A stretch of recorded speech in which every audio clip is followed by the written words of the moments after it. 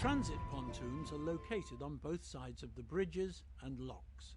You will be berthing on pontoons most of the time during your trip through the canal.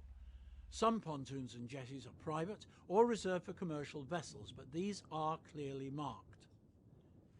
As the sides of the canal are rocky, it's not possible to berth along the canal bank as you may have done in other canal systems.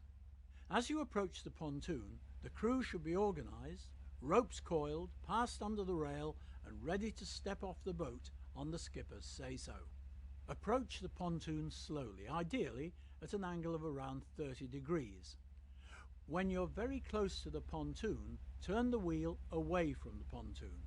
Engage neutral and allow the boat to drift forwards alongside the pontoon, and then apply a small burst of reverse to bring the boat to a complete stop.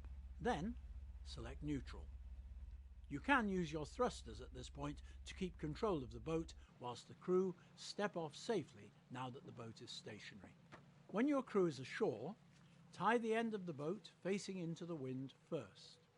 Quickly make a turn onto the cleat and then do a figure of 8 and follow by a half hitch to secure the rope.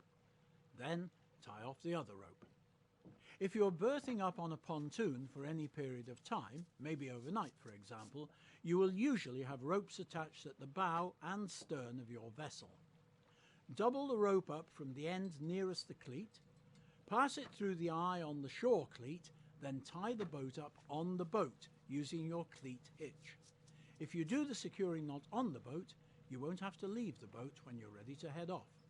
Once the boat is secured, then you can put a couple of fenders down, and then, if it's windy, you can use the spare line to make a spring to secure the vessel.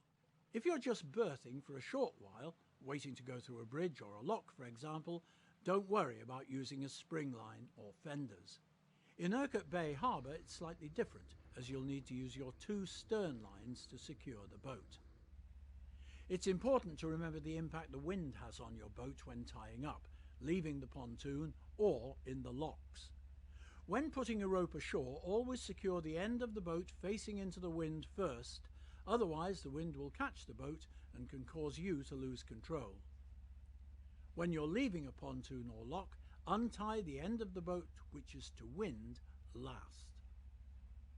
Remember to consider the other canal users and pull up to make space for others coming in after you, and always be courteous to other canal users along the way.